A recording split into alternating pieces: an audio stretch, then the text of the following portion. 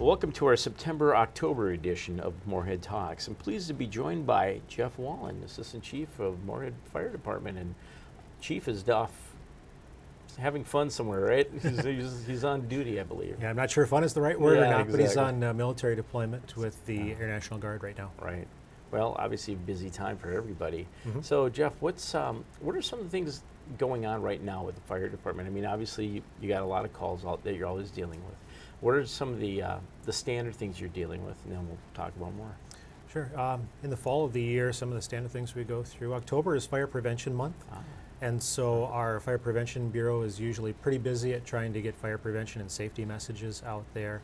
And we also have our annual Fire Department open house that occurs in the beginning of October. So we're kind of gearing up for that and a lot of interactions with the public as far as that goes. And then we do a lot of equipment testing and maintenance in the fall when the weather is nice to kind of prepare for the winter. Sure. So we go through and inspect all of the private fire hydrants in the city of Moorhead. And in past years we've inspected the public hydrants, but we are in the middle of changing over how we do some of our maintenance programs with Moorhead Public Service. And then we also test all of our ladders and our hose and equipment to make sure things are kind of good for the year, but good for the winter season too, because once it gets cold. I can imagine the challenges yeah. in winter. Yeah, we'll get to that in a bit because everybody has an idea, but I'm sure they don't even really know what goes on. We were talking beforehand, some of the calls that you guys are on, you're not on fire calls mainly, it's other types of calls that you get called out on.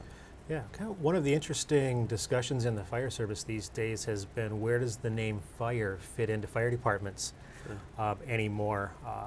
While fire is kind of the heart of what we do, it accounts for just a small percentage of our incidents. So right now about 65% of our calls are emergency medical calls. Only about 2% are actually verified fire calls that we go to.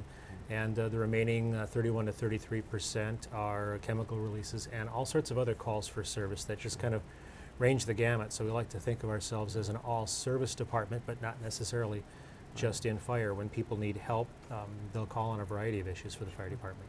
Well, and that also, tells the audience the amount of training everyone has to have on your department. What are some of the things that everyone has to be trained up on? Sure. So not only do we do basic fire training, and it's kind of interesting because in the absence of working incidents, you almost need to train more so that you're proficient and ready for when those occasions occur. But we train in a whole series of different technical rescue disciplines, from water rescue to rope rescue in confined space, automobile extrication, to a small degree building collapse. We train for hazardous materials responses. So we not only have a hazmat team for the city of Moorhead, but provide coverage through the state of Minnesota to a 13-county region in northern Minnesota. And we do work with fire prevention training, public intervention, and education. And we do life safety inspections for apartment buildings and businesses in Moorhead, as well as the regular equipment maintenance and stuff that we do. So obviously you keep very busy. And there's always, in Moorhead there's always been the issue. We fortunately have just gotten the underpass passed, where we're going to see that in the next couple of years but I know that was a challenge before for you just to provide coverage in certain parts of the city.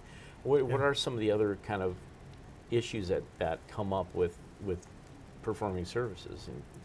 Yeah, so I mean, you brought up one good example, the railroads. When our people first start, we're trained in how to respond around not only to the underpasses, but to evaluate the direction and speeds of the trains to determine whether they're coming up from the south and going to be stopping before they move into the Dilworth yard. So we pick an appropriate route to deal with that. Also, what the public might find interesting is we don't respond to every call with red lights and sirens the way we used to when I started. So back in 1994, if you called the fire department, we figured it was important enough to turn on the lights and sirens and race across town. And now it's just a small percentage of our calls that we do that. We base it on the expected hazard of the call and what we hear. So we categorize our medical emergency calls based on the nature of the life hazard. And we'll also at times for fire calls, if it doesn't sound like a confirmed fire, the closest units will go with lights and sirens. The rest will go routine, and we do that as kind of judging that risk versus benefit factor. Sure. We don't want to endanger the public by responding to something that isn't endangering anybody. So that's kind of a new and interesting change that people might kind of not be aware of that's happened in the fire service. So when they see you, you're not necessarily, you're still responding to a call, it just may not be as serious at that moment, or that requires you to get there that quickly, but there is a responder there much more quickly. Right, exactly. And then if they see you with sirens blaring, then really do get out of the way and get out to the side of the road. Yep, then it probably is much more of a life-threatening Sure. emergency. Well, that's something, actually, that's a real basic thing, but people, I'm one of those drivers who tends to not be too happy with other drivers that don't pull off at the side and don't turn their lights on and that sort of thing. What are some of the most basic things people should remember that they should be doing when they're driving and they hear a fire or ambulance coming? Sure. So if they do see lights and sirens, hear an emergency vehicle approaching, the first thing we'd like them to do is try to gain a very quick situational awareness of what's happening. Where is that vehicle coming from? Where does it appear to be going? And are they alone? Because sometimes we travel in little packs and herds to calls. Sure. But then try to use their best judgment about how to get out of the way. The old adage was pull to the right and stop, and we certainly still preach that. But sometimes it doesn't always make sense depending on where they're at and what the other drivers are doing too. So the best thing they can do to get to the side of the road, slow down, come to a stop if possible, and try to allow the vehicles to pass before they re-engage with traffic. We know it's a challenge too, because the better that automobiles are made, the more soundproof they are, the more entertainment options we have inside the vehicles. And it's not just distracted drivers, but it is truly that vehicles are becoming harder to hear the outside environment in. So also 20 years ago, we mounted our sirens on top of the vehicles and found out that contributed to employee hearing loss. So they've been mounted lower in the bumpers where it's safe for the employees, a little bit harder for the public to hear. So yeah, all those factors go into it, and it's can be a frustrating situation for everybody.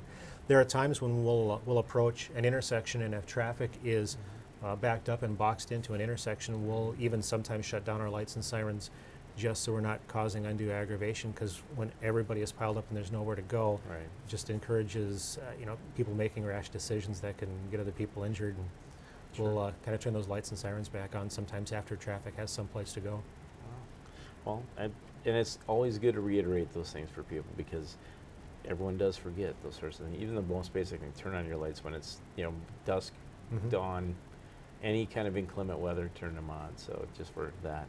Now, obviously, you guys deal with all sorts of issues. What's one of the more common serious issues? Car accidents, I would guess, maybe, and or a house fire where somebody's trapped in a house fire. Right, I'd say our most common call that we go on is a medical emergency that's related to difficulty breathing or cardiac problems, chest pain. We're seeing an increasing number of calls related to drug and alcohol abuse in the community that our folks are responding to and attempting to deal with. And that brings about some interesting decisions that have to be made. I know that in the past year or two, Narcan has kind of been a popular subject for when is that appropriate to administer to folks who may or may not have overdosed on certain types of medications. And it ends up being a judgment call of when we can interact, when ALS is going to be arriving. And sometimes we're there first, sometimes ALS or ambulances are there next, and we want to preserve as many treatment options as possible. And once we administer Narcan, then we're really going down one particular path. But we've seen that as kind of an interesting thing that we've had to deal with most recently. For those fire incidents, typically it's a residential fire, and in a lot of cases there are some risk factors that go along with that.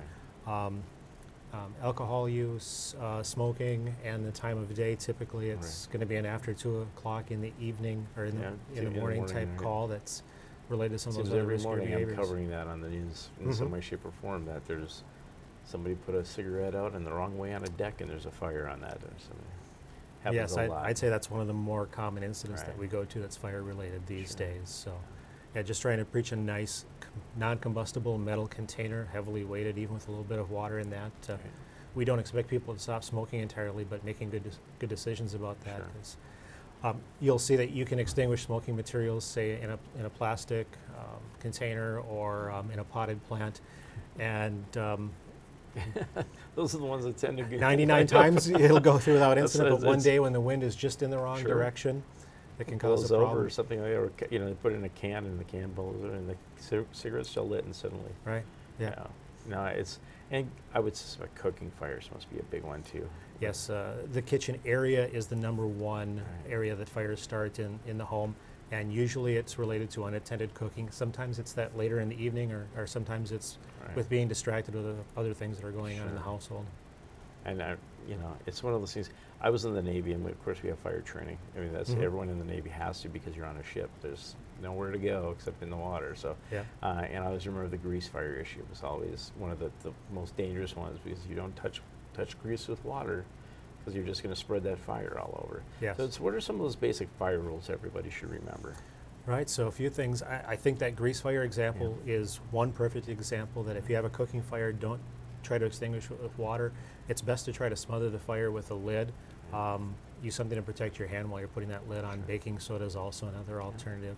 But having the biggest thing we can say is having good working smoke detectors in your house can help you to get alerted early to a fire in the kitchen or at night while you're sleeping.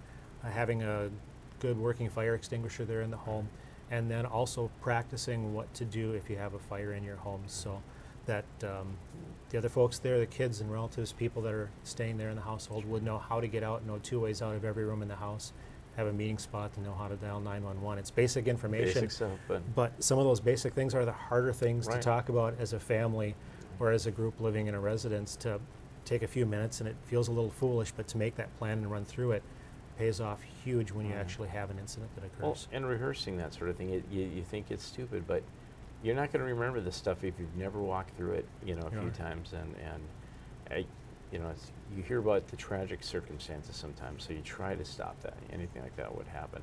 And now we're getting up on the time of year where it does you get some more issues, I'm assuming, with portable heaters and things like that with winter. So what are some Right. of those things you'd like to get across? Yeah, so when cold weather sets in, we obviously have issues with auxiliary heating type units, whether they be electric or powered by propane or kerosene. And so making sure that you're not using them with extension cords, and if you are, that they're heavily rated for the amount of current that's being brought through. Spend that extra $2 on that appliance-rated cord at Menards. It Definitely. makes a huge difference. Yes, absolutely. And making sure that you're keeping all combustibles about 3 feet away from any heating appliances can make a huge difference. Making sure that children are well attended when you've got those devices in play, and that typically your kerosene and your propane heaters are really designed for out in the garage or workplaces that are really well ventilated, and again, keeping all combustibles away and being aware of what's going on there and not leaving them unattended. Well, that would be also carbon monoxide's got to be a huge issue then too, with not only with those kind of heaters, but also even your furnace, if it isn't properly checked, that it's venting properly. Otherwise, everyone could be asleep and have carbon monoxide. Yes, so we get a few calls a year with some tragic results in our area for carbon monoxide, and it's a very inexpensive investment to have one carbon monoxide detector in your home. We don't recommend a specific brand or type, but our experience has found that the units that have a digital readout on them tend to be higher quality units that have less false alarms when they're in your residence. And that's also something that if that detector goes off and somebody is feeling ill or somebody is feeling sick, then we definitely want you to get out of the house right away. But if it's going off and you're not sure if you have a problem, go ahead and call 911. We're happy to come out and investigate with some more detailed monitors that we have that can get more specific readings and try to help you diagnose what might be happening in your home. Always better safe than sorry on that sort of thing. Well, what are some of the other things you'd like to cover? I mean, because you're responsible for so much that goes on, and you're responsible for the city of Moorhead, but also that includes some of the surrounding communities to a certain extent. Oakport, I believe, is part of your area. So it's a big area to also deal with, and so response time is an issue as always for you guys, because you have the main house up on the near north side, and then the south house on 20th Street. Yes. And as Moorhead grows and expands, just like Fargo is doing the same issue in West Fargo, and I know you all work together. How are those challenges being approached with this? Well, it's kind of interesting. So we've had a plan for growth in place since around 2005, 2006, and the city has experienced about a 24% population growth in that period of time. And we had started working towards opening up a third station, and the plan back in 2006 was to probably relocate our current south station a little bit further south, add a new station further east. And we were looking at when we started reaching some benchmarks of where response times were starting to get too long and the call volumes were getting to be too large for a particular station to handle it. Those would be the triggers that would open up another station. we were moving towards that goal before the housing boom, or before the housing crash hit. Right. We had hired about half the staff that we would need to open up a third station, and then everything kind of got put on hold. Sure. We're going to be going through some comprehensive planning starting in October as a city, and one of the issues that will be on the table is what type of services are appropriate for the fire department and what level of growth and response to the community would be appropriate. I would imagine that we would kind of have those same targets in mind. But at the same time, we've kind of utilized even more than in the past the idea of automatic aid with our mutual aid with our fire department partners, and even exploring the possibility of automatically responding with our closest neighboring communities. So we've had a very close relationship with the city of Fargo, working back and forth when we have an incident. We've also worked with Dilworth and Sabin, and if you remember the Pactive fire that we had several years ago, Oh, yeah. everybody in the county came to that fire. Yeah, that was So huge. it doesn't matter how large your city is, you have incidents that overwhelm your resources. So our mutual aid system works very well. We're exploring the possibilities of going to some automatic aid where if it sounds like a confirmed fire, that our next closest department might be paged out at the same time, and we're looking at doing that countywide across Clay County. So we're an active member with the Clay County Fire Chiefs Association to try to do some more regional planning for things that are going on as well. What's some of the probably the furthest reach?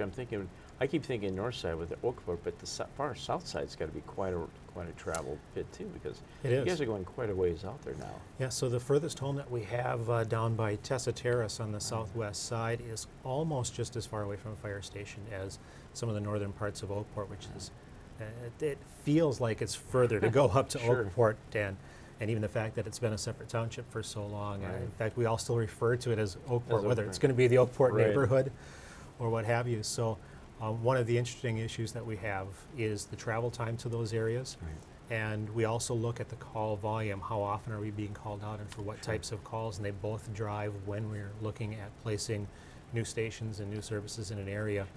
We all know that the Oakport neighborhoods aren't as densely populated as other Right. parts of town are, and we may see that change. I would expect to see that change over the next 10 years. I would think a development might go up in west of that area or something like that. so. Exactly. But we're also looking at the possibility of not just, we know that we have mutual aid that we can call with the city of Fargo, but as we're looking at strategically responding to fires on both sides of the river, that going to a closest available unit approach might make more sense to us. Sure. And in that case, Fargo's Station 3 might provide some benefits up in the furthest Sure. northwest parts of Oakport, and we might be able to provide some benefits to some areas in South Fargo South Fargo, sure. along I-94. Right. Well, with October being Fire Prevention Month coming up, we touched on some of the main basic points of fire prevention and being aware, especially with winter season approaching. What are some of the main areas people should really be aware of? I mean, their house, obviously, and apartment building, and even if they're not in their own apartment, but maybe in the whole building, that they should be checking with their managers and things like that.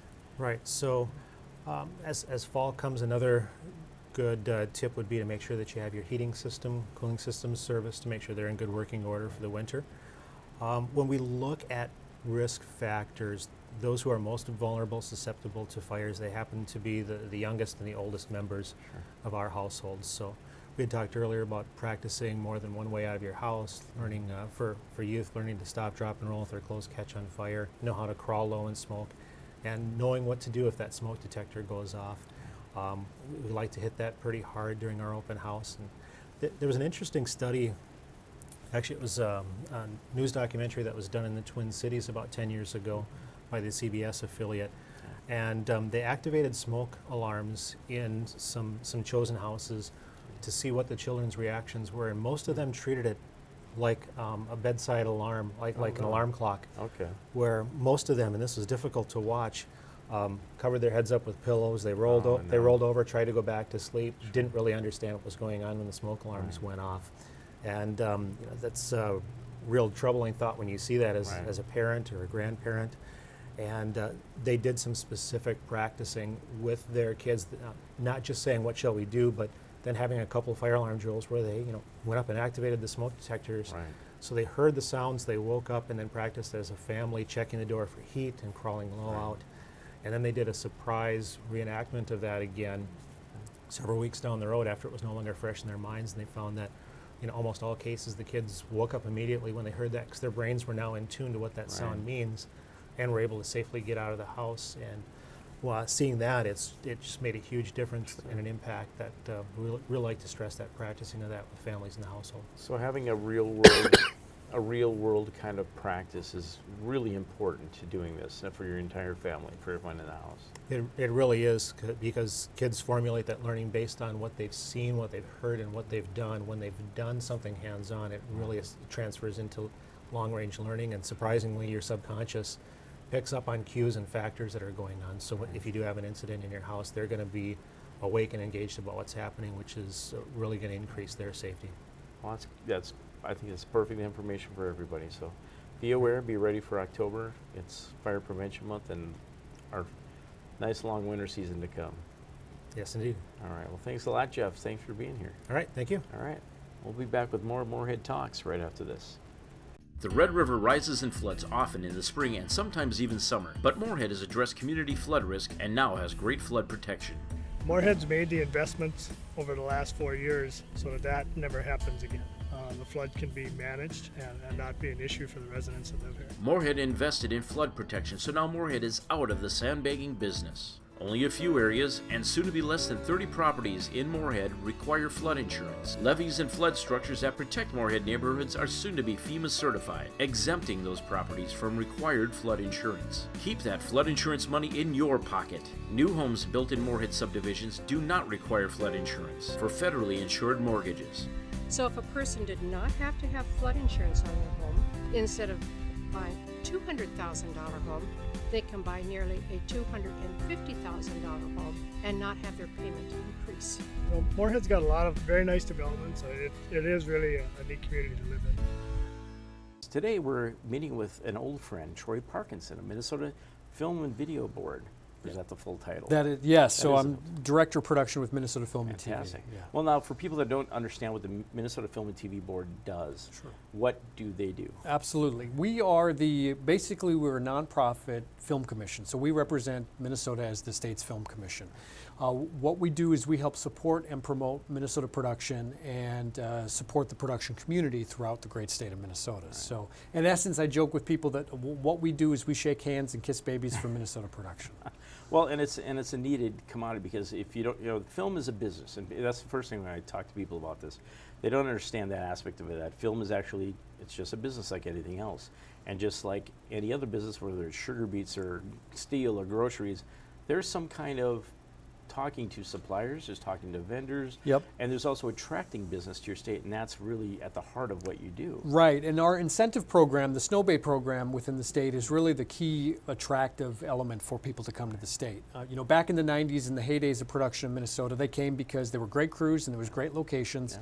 Nobody was worried about the incentive. Right. But when that landscape changed and a lot of production went up to Canada, incentives were created to try to bring production back. And so now throughout the United States, film commissions, are the ones that really play in the game, have some level of incentive. And so Minnesota over the last, since 2013, has had roughly $20 million that they've invested in their incentive program. And what has been generated is about $80 million in spend in the state. So the program works, it's just the continued funding which can be challenging. Right, and that's, for people who don't understand that, I mean, you always hear the idea that why the incentives and things like that, but just like with the stadium issue and things like that, people go somewhere where there's going to be the best deal. And bringing production to the state, which means jobs and means money, it's not just the people working on the film crew, it's hotels, it's suppliers, right. It's vendors, all that. That comes back to them in some way, shape, or form. But the whole incentive issue is like, you can go to Canada and get almost an automatic 40% discount, right. Just because of the exchange rate and the discounts they have. So, like you said, there's been other states that have a larger incentive, but Minnesota's seeing some gains, though. Yeah, what we've seen over the last 4 years is, some great independent films that have gotten a lot of notoriety. One of the first projects that came through our most, funded Snow Bay program was Dear White People, which was right. a huge independent success. And then we've also seen Woody Harrelson and Laura Dern in town with Wilson, which shot a couple summers ago, and that had a premiere at Sundance this last year. So HBO's come to town with Mogadishu, Minnesota, which was a pilot about the Somali community. The series ultimately didn't get picked up, but just even having HBO's footprint back in Minnesota was important because it reminded them why they like production here and why they like the crews. But at the end of the day, all of those companies, the first question is, how much is your incentive? Well, and to be fair to them, that's exactly what any other industry is going to say. They're not necessarily going to go there just because they like the place. Right. If they can save 20% somewhere else, they're going to go that place. So it's an important part of the structure. So what are you doing in town for this time, Troy? Because you're up here a couple times a year. Yeah. So because I have a connection to Fargo Moorhead, it's always a joy for me to come back. But right now, what we're doing is some outreach to communities throughout Minnesota. Moorhead, to me, and Fargo, it seems like it could be a natural hub for some independent production. And so I'm here at MSUM doing a workshop on how to attract independent production to the Red River Valley. And I'll also be working with one of their film classes on how to take location photos so that we can build our locations arsenal for this region in the state's locations directory. Very, very important because people look through that catalog before they call you. Right. So you want to have the best catalog online you can possibly have. Yeah. Well, and with the only 4-year film school in hundreds of miles, that's a great project. I would think that maybe they could get on board with. Well, and they've had some success with smaller films that have shot in the region before. But if you could end up, with the state incentive at 25%, because that would a film under $1 million is most likely going to shoot in this region. Right. But a film that's $200,000 to $500,000 is a good film that students can really cut their teeth on and learn. And so there are projects that I think would be attracted to this area for a number of different reasons. Right. But the idea of also trying to create an incentive in this region is important, and that's a conversation we'll have this evening as well, because if you can get 25 from the state and then stack it with some additional regional incentive, it makes coming up to this region that much more doable from a budget standpoint. And that's been done in the northern part of Minnesota. Correct. In the Duluth Iron Range area. They have their own special incentive. And that's something we've actually talked about for this region specifically, to have a northwestern kind of setup. And we've talked about this, about MCAM helping out with that in some way, shape, or form, if nothing else, being a hub of some of this. So we're very excited to get some of this rolling. And you and I have been together since the very first Fargo Film Festival. That's right. We're 2 of the founders out of the film festival, out of the 7 that still remain standing. But so you were here for school and video arts for a long time before you headed off down south. Are there any kind of are there some projects coming up that kind of in the wind that you can talk about at all? Or? Well, we definitely, the program took a little bit of a hit this legislative session. So we had originally had $10 million over 2 years, and now this year we got $1 million over 2 years. So that's a significant impact on the community. And so as a result, there have been a handful of films that have expressed interest in Minnesota, but as soon as they learned that there's no incentive money left, because there were a handful of projects that gobbled up that million quickly. But there are some, what's fun is that there are some projects that are still in development. There are a couple of independent films that would shoot in the region with some notable stars. I think, to your point about the Iron Range area and their incentive program, the success story that came out of there most recently was I Am Not a Serial Killer, which starred Christopher Lloyd and Max Records. And that was a project where a small town community really did become part of the characters. And so Virginia, Minnesota really became a quintessential part of the film. And that's where I'm excited about Moorhead or Dilworth or, Hawley, anything along this range, up and down Highway 75, because this part of Minnesota hasn't been really featured a lot in film. And I think that's what excites people when they come to Minnesota, is that there are some opportunities. So, ideally the state would like to get a television series, because that's, the Breaking Bad impacted Albuquerque's production community tremendously, and that created a real industry for them. And so we strive as an organization to create opportunities where we can increase our snowbait incentive, but also look at getting into a transferable tax credit, because at the higher levels, the $5 million and above for films, they're not really caring about a rebate. They want to just use the tax credit. So, as far as what lies ahead and what's next, I have dealt with a handful of projects that you know, we're ready to pull the trigger here. Now they're going to wait until we see if we get a larger incentive. Sure. You know, it's always funny because people are like, well, who's coming? Who are the celebrities? And, you know, I will say this, Kevin Hart's production company was in the Twin Cities recently, and they shot an episode of Heart of the City, which is this Comedy Central series. And their production team absolutely fell in love with the Twin Cities Metro. Nice. And they were like, you know what, we'd love to come do a film here. And, you know, so there are companies that come to the state, fall in love with it, want to do more work here. And so as we move into the legislative session this upcoming February to try to get into the supplemental budget, we hope to be able to put a list together and say, hey, these are the folks that are interested in coming to Minnesota, and here's what they would like to do if there is money available. So for, you know, we've talked with a lot of different civic leaders, both city and state, on this show, and it comes down to contacting legislatures to a point, just getting their ear and letting them know, hey, this is not a bad idea. This is growing business. This is growing the economy. It's an investment. It's not just throwing money at something. Right. And for anyone watching, that would be the message to take out of this, is that try to give it some support. You know, the more the legislator hears that Minnesota Film and Tax, well, how do you know about that? You know, that helps a lot. Yeah, there's a jobs committee both on the House side and the Senate side, and that those committee members, you know, being able to contact your legislator is a very important aspect. So whether it's your representative or your senator, and being able to just call and get to know them, I think it's an important civic duty anyway. But to be able to do it with a specific message in hand that, hey, I'm either in the industry and I'm wanting to do this work, or I'm a student who would love to stay in Minnesota and not leave after graduation. But then also it's important to talk to family members and extended family members, because grandmas and grandpas can call their legislators as well. And their friends. And their friends and all, that, you know, all of business these associates. Exactly. So we have a lot of folks that will come to the Capitol during the legislative session to actually testify in front of the panels to say the importance of this work. And a good example of how a community has really stepped up to the plate is the community of Northfield, Minnesota, which is just south of the metro, just outside the 7-county metro. They're a real sort of sweet spot because for smaller films under $1 million, they can qualify for the full 25% if they shoot outside the 7-county metro. Wow. So we've had a few cable television productions. One was a made-for-TV movie for the Hallmark Channel called Love Always Santa, which was a holiday show. And they shot in Northfield. The city of Northfield loved them. The CVB saw the tremendous impact on the community. And then the city becomes a strong voice piece. So that community now, with the success that they've had, are working to create an incentive for their community. Because even towns can create, or cities can create their own incentive. Austin, Minnesota, I went down, just paid a visit and introduced myself, spam capital of the world.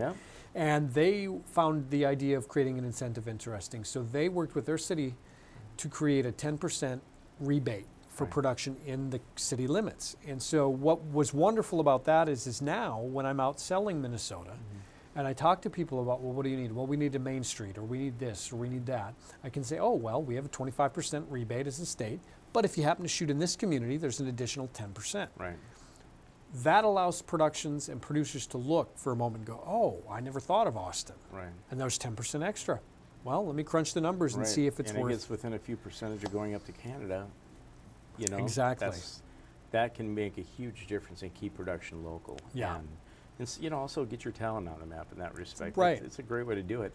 Now, what would a town do to create, what kind of incentive structure would they do other than like sales taxes and rebates on hotels and things like that? Yeah, you know, mostly what we find within communities is that they will determine what works best for them and kind of really see what sort of process is going to be the best, whether it's a community themselves or whether it's a region economic development. You know, one of the conversations that we're going to have in this area is you know, obviously the sister city is Fargo, and my jurisdiction technically stops at the river. However, there are tremendous resources in Fargo, West Fargo, et cetera. And so is there a way with these sister cities to create a regional incentive so that, you know, in a traditional situation, if someone was going to shoot in Moorhead, they'd put their production offices here. They'd do as much on the Moorhead side so they could get that 25% rebate. But if there's a regional incentive that allows them to do some production in Fargo or West Fargo, and there's a kickback or an opportunity to get an incentive to work in those regions, then it works to make sense to double up on that way. You know, obviously, during my time in North Dakota working with Video Art Studios, there was always the push to try to get North Dakota to create an incentive. Which we don't have in North Well, Dakota. and even a this sort is of a still working yeah. film commission, Right. I know is challenging, but Yeah. it is a grassroots experience. And you know, the most important thing for any filmmaker out there that's watching this program is to know that slow and steady wins the race. Right. That production will always be here. Right. It will ebb and flow. But if you have a vision and you want to make it, what we at Minnesota Film and Television endeavor to do is to create the ability for you to do it in your home state. And so the idea of creating other regional incentives is important, because we want the folks at MSUM to know that, hey, I've got this idea for a project, I want to be able to do it, and hey, there's some reasons for me to come. Sure. Or alumni that come back And who do want to something. create something as well. Well, and the fact is that we know people that are part of the Minnesota Mafia out Right. in California and everything, and a lot of them have done well in the industry, but a lot of them are not doing what they originally set out to do. Right. And they're working in a very large industry. They're a small fish in a small pond, and if you can create a different pond somewhere else, it can work to your advantage, and that's one of the issues of possibly keeping some of that going here.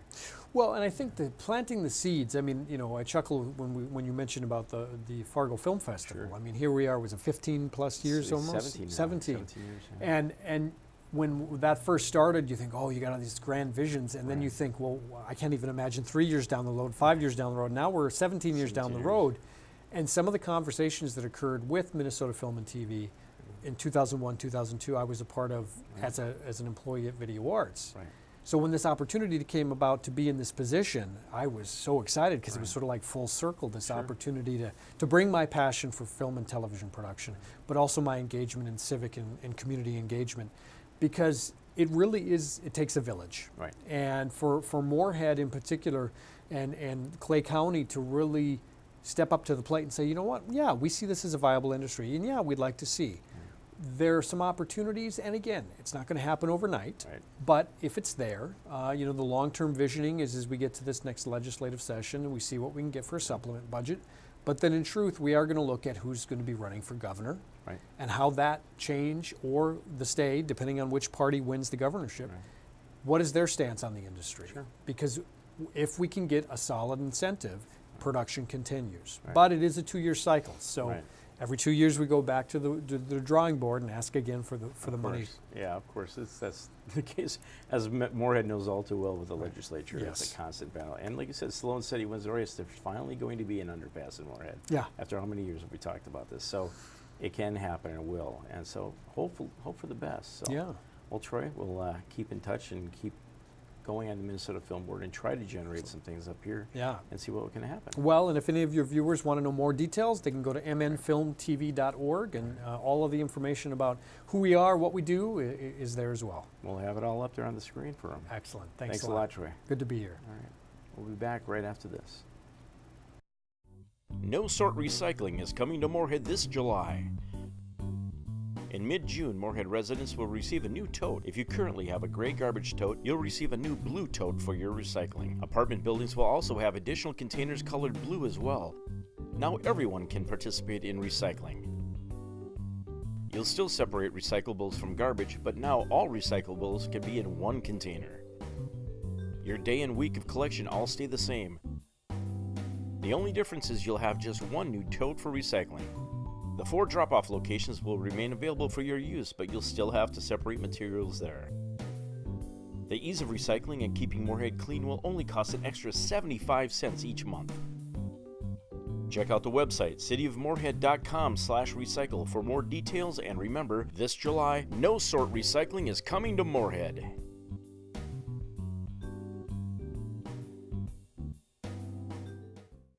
MCAM is Moorhead Community Access Media. MCAM broadcasts the governmental and public access channels for Moorhead and also features full video and media production for you. Individuals and businesses can take advantage of low-cost media production and help support MCAM's public outreach. Featuring classic TV shows and movies and local programs, instructional and religious shows, music, and public announcements. MCAM has something for everyone. Access your community with Moorhead Community Access Media, MK. And welcome back to Moorhead Talks. We want to present you with an opportunity, something that happens once a year. This is ValleyCon 43 coming up. It's been around for a long time, but ValleyCon is an event that we sponsor here at MCAM. ValleyCon is a celebration of popular culture, and it concentrates on things like science fiction, fantasy, horror, comic books, that sort of thing. But it's something that's generally made for the entire family to enjoy. It hosts a huge vendor's room, and that's open throughout the day from morning till early evening on both Friday, Saturday, and Sunday, October 20th through the 22nd. We also have some big name guests, and ValleyCon is one of the few events around here that brings in Hollywood media personalities as well as celebrated authors and artists. So we have Christopher Judge from Stargate SG-1, the long-running television show, and has done quite a bit of other things, video games and other feature films like The Dark Knight. And then we have Emily Rose, and if you don't know Emily, well, you should know her from something.